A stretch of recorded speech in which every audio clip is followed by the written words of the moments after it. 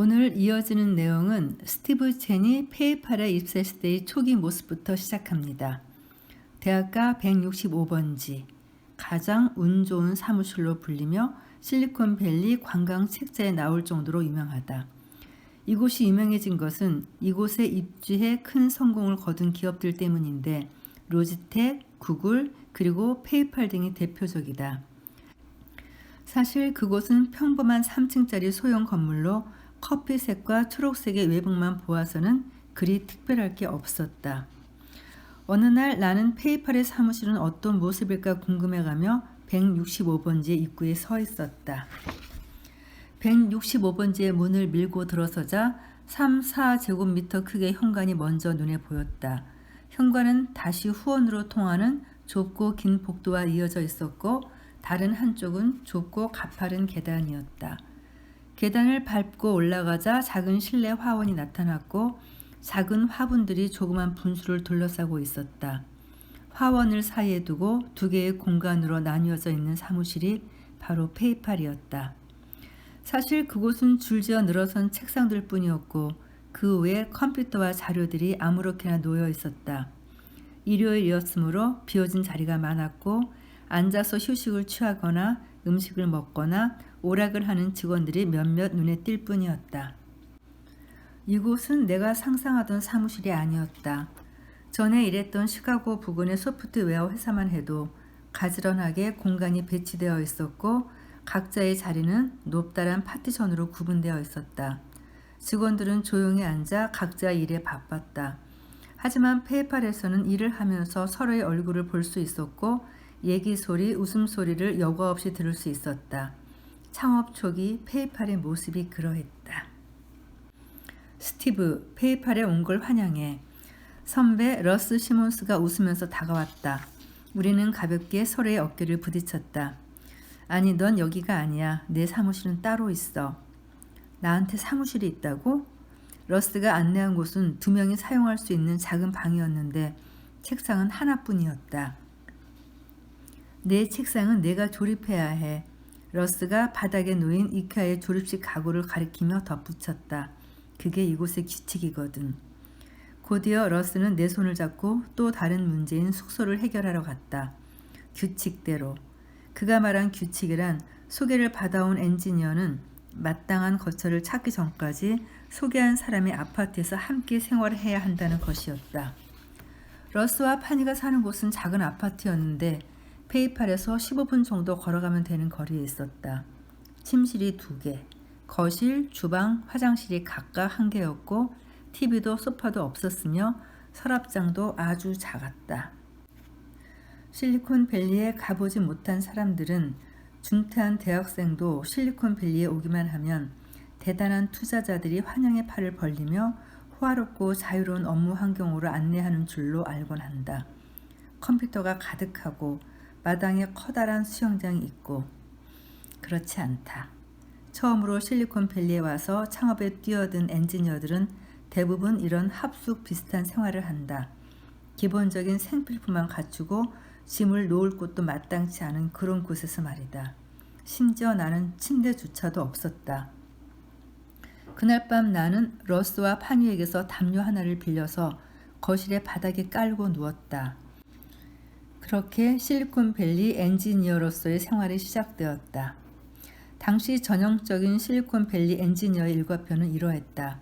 늦음하기 일어나기, 출근하기, 점심과 저녁 모두 회사에서 해결하기, 새벽 1~2시, 심지어 서너 시까지 코드 작성하기, 숙소에 돌아가서 잠자기, 그러다가 프로젝트 일정이 빡빡할 때는 샤워마저 회사에서 하기도 했다. 그럴 때는 최고 경영자인 맥스 레브친도 예외일 수 없었다. 집에 가지 않고 회사에서 샤워하고 회사 로고가 찍힌 새 티셔츠로 갈아입고 계속 일을 했다. 새벽에 팔로알토의 대학가 165번지를 지나게 되면 같은 티셔츠를 입은 젊은이들이 새벽 3~4시까지 야근을 하고 피로에 지친 표정으로 회사를 나서는 모습을 볼 수 있었는데 다 그만한 이유가 있었던 것이다. 나는 러스의 작은 아파트가 왜 그렇게 단출하고 물건이 거의 없는지도 금방 이해하게 되었다. 페이팔 외엔 달리 필요한 게 없었기 때문이다. 내가 사는 작은 아파트에는 재미있는 에피소드가 많았다. 그중 하나는 네이슨에 관한 것이었다. 페이팔의 엔지니어이자 수학 천재인 그는 우리와 대학 동문으로 우리 아파트로 건너와 함께 술을 마시곤 했는데 몇 년 후 페이팔의 창업 스토리에 관한 책에 그에 관한 흥미로운 내용이 실렸다. 당시 네이슨이 아파트 거실의 큰 화이트보드에 어떤 수학 문제를 적어 놓았다는 것이다. 이 문제는 1년 후에 다른 사람에 의해 풀이되었고 전문 잡지에 발표되기까지 했다. 마치 영화 굿윌 헌팅의 한 장면 같아요, 이건. 또 이런 일도 있었다. 당시 목격자의 증언에 따르면 업무가 끝나고 피로에 지친 사람들이 술을 마셔 취한 상태였는데 네이슨이 맥스 레부친에게 이렇게 말했다고 한다. 이건 창업자들의 회사잖아. 그 소수의 몇 명한테나 의미가 있는 일이지. 설사 페이팔이 상장한다고 해도 우리가 얼마나 벌겠어. 그러자 레부친이 엔지니어들을 다 부자로 만들어주겠다고 장담했다. 그럼 파니를 100만 장자로 만들어줄 수 있어? 파니는 얼떨결에 타깃이 되었다. 약속할게. 레부친은 딱 그 한마디만 했다. 실리콘밸리에 처음 발을 들여놓았을 때 100만 장자는 내게 그저 환상에 불과했다. 그러나 페이팔의 상장은 50에서 100명의 100만 장자를 만들어냈으며 그들 중에는 나도 포함되어 있었다. 페이팔이 크게 성장하기 전 나는 엔지니어와 디자이너가 긴밀하게 협력하는 이곳의 업무 방식을 아주 좋아했다. 우리는 새로운 기능이 생각날 때마다 주저없이 디자이너들에게 제안했고 디자이너들은 그에 따라 설계 화면을 만들고 다시 엔지니어들과 의논했다. 이런 메커니즘 속에서는 어떤 새로운 기능도 3, 4일이면 현실화될 수 있었다. 페이팔 창립 초기의 엔지니어들은 이렇듯 자유롭게 프로젝트를 맡을 수 있었고 나도 그렇게 해서 첫 프로젝트를 시작하게 되었다. 페이팔의 작업 원리가 어떻게 돌아가는지 제대로 파악하지도 못한 채 말이다. 페이팔은 관리자 수를 대폭 줄이고 엔지니어가 회사를 주도하는 운영 시스템을 만들었는데 이는 매우 단순하면서도 효과적이었다. 서로를 잘 파악하고 있어 따로 윤활유가 필요 없었다. 페이팔은 직원을 뽑을 때도 독특한 면이 있었는데 서로 마음이 통하는 사람, 즉 같은 유형을 우선적으로 고려했다. 그래야 평등하고도 자유로운 분위기가 더 잘 흘러갈 수 있기 때문이다. 페이팔의 개발 방식은 한마디로 커뮤니케이션 비용을 줄이고 효율을 높이는 것, 그리고 그것은 내가 페이팔에서 배운 가장 중요한 교훈이었다. 대학가 165번째에 대한 에피소드를 하나 더 소개해 드릴게요. 우리가 일하던 대학가 165번지에서 도보로 5분 정도 떨어진 곳에 작은 햄버거 가게가 있었다. 당시 보통의 햄버거 가격은 4에서 5달러 정도였는데 그곳에는 놀랍게도 168달러짜리 햄버거가 있었다. 특별히 맛있어서가 아니라 햄버거와 함께 주는 와인 한 병 때문이었다. 일종의 마케팅 전략이었다. 그런데 어느새 이 햄버거가 우리 엔지니어들의 단조로운 생활에 큰 자극제가 되어 있었다. 언제쯤 저 햄버거를 맛볼 수 있을까? 우리는 늘 그렇게 얘기하며 비싸디 비싼 햄버거 가격표를 선망의 눈으로 쳐다봤다. 언젠가 페이팔이 상장되면 저 햄버거를 사 먹자. 얼마나 맛있는지 봐야겠어. 또 다른 엔지니어가 대답했다. 모르긴 몰라도 햄버거 가게에 가는 페이팔 직원들은 누구나 한두 번쯤 이런 대화를 주고받았을 것이다. 그 덕에 햄버거는 상장 햄버거라는 별명을 얻었고 우리는 그 햄버거를 바라보면서 말할 수 없는 흥분을 느끼곤 했다. 상장되면 바로 그냥. 그리고 마침내 정말로 그날이 왔다. 2002년 2월 페이팔이 나스닥에 상장되었고 시가총액은 7,020만 달러에 달했다. 회사가 상장되자마자 엔지니어들은 약속이라 한 듯 조용히 일어나 335 그 햄버거 가게로 갔다. 맨 처음 주문하는 사람이 약간은 상기된 표정으로 말했다. 사장님, 제일 비싼 햄버거 있죠? 네, 168달러짜리 햄버거요.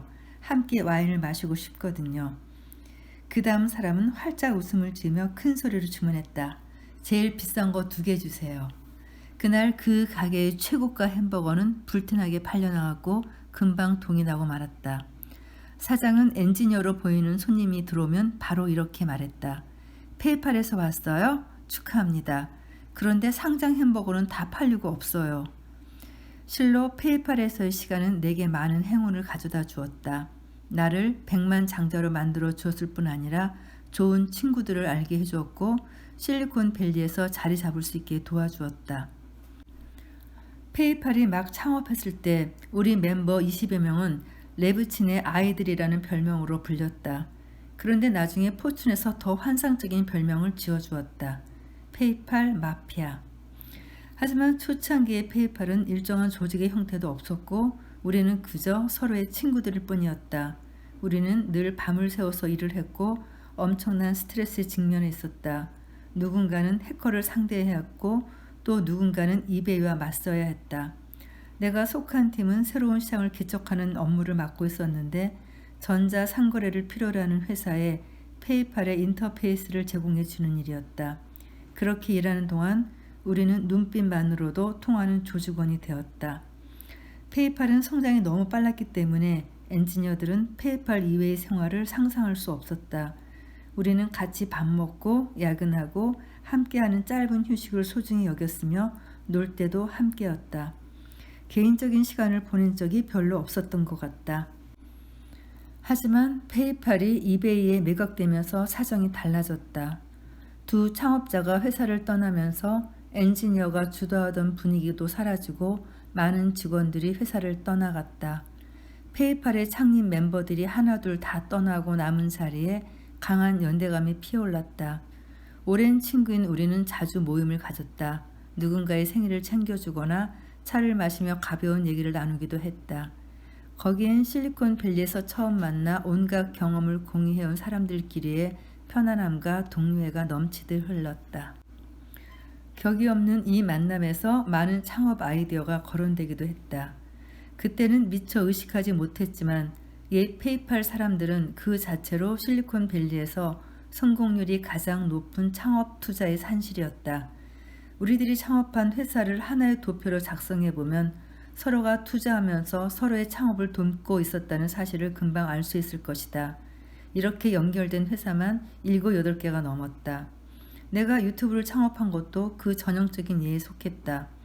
공동 창업자인 체드, 나, 자웨드 카림은 모두 페이팔의 초기 멤버였으며 유튜브에 첫 번째로 투자해준 사람 역시 페이팔의 초대 CF였던 로로프 보타였다. 그 외에도 유튜브에는 내 대학 선배이자 페이팔의 초기 멤버인 파녀가 있었고 그 후에도 더 많은 페이팔 출신들이 유튜브에 합류했다. 맥스 레브치는 그런 우리를 보고 제2의 페이팔이 따로 없군 이라며 놀리듯 말하곤 했다. 그렇다고 유튜브가 유일무이한 페이팔 마피아는 아니었다. 페이팔의 CEO였던 피터 실이 세운 링크드인이 있고 맥스 레브친도 슬라이드사를 설립했다. 러스 시몬스는 옐프를 설립했고 우리가 너무나 잘 아는 앨런 머스크도 페이팔 출신이었다. 실리콘밸리 유전자를 가진 사람들은 하나같이 창업에 열심이다. 실리콘밸리 유전자가 무엇인가에 대해 정의를 내리는 것은 결코 쉬운 일이 아니지만 레브친의 특질 비슷한 것이라고 하면 틀림이 없을 것이다. 바로 성공을 갈망하고 실패를 두려워하지 않는다는 것이다. 실패는 그저 좋은 경험에 불과하다. 실리콘에서 가장 중요한 것은 자유로운 마음가짐과 창의적인 아이디어를 갈구하는 열정이다. 한다면 한다. 틀리면 틀리는 것이 뭐 그게 어때? 나는 실리콘밸리에 와서 이곳이 일리노이와 생판 다르다는 것을 단박에 알았다. 여기서는 학생들이 자유롭게 아이디어를 내놓는다. 그것은 비즈니스 과목에서 학점을 잘 받기 위해서도 아니고 학교 행사에 참여하기 위해서도 아닌 오로지 특별하고 싶다는 강한 욕망에서 비롯된 것이다. 그들은 항상 어떻게 비즈니스 기회를 만들까 고심한다. 실리콘밸리에서는 누구나 창업을 생각한다. 컴퓨터학과나 전자공학과 박사 과정의 학생들은 특히 더 그렇다. 그렇지 않으면 부끄럽게 여겨야 할 정도다. 하지만 창업한 후의 실패는 부끄럽게 생각하지 않는다. 다시 시작하면 되기 때문이다. 이제는 익숙해진 창업 풍토를 실리콘밸리 유전자라고 말하는 사람이 있다. 일리 있는 말이다. 나와 친구들이 여기로 왔을 때에도 바로 그 유전자가 있었다. 당신은 어떨까? 그저 자문하면 된다. 나는 실리콘밸리맨인가? Yes or no? 그러나 페이팔이 이베이에 인수된 2002년 이후 내가 좋아하던 모든 기능을 시험해 볼 수 있었던 그 시절은 이미 가고 없었다. 내게는 노트가 여러 권 있다. 그때그때 떠오르는 아이디어나 기이하고 황당한 일을 적어 놓은 것들이다. 점심시간에도 적고 회의 중에도 적고 잠에서 깰 때도 적고 심지어 샤워하다 말고 욕실에 뛰쳐나와 적기도 했다. 좋은 생각을 놓치고 싶지 않았기 때문이다. 시간이 흐르면서 노트는 다소 엉뚱하고도 다양한 생각들로 꽉 채워졌다. 때로는 훌륭한 프로그램이 적혀 있기도 했고 커피 브랜드나 새로 좋아하게 된 옷, 스타일 등이 기록되어 있기도 했다. 물론 그 중에는 창업 관련 아이디어가 제일 많았다. 2004년 초겨울 나는 이 노트를 보고 어리둥절해졌다. 드디어 때가 온 것 같았다. 2005년 초에 나는 이베이를 떠났지만 페이스북을 선택하지도 않았다. 그것에 후회는 없다.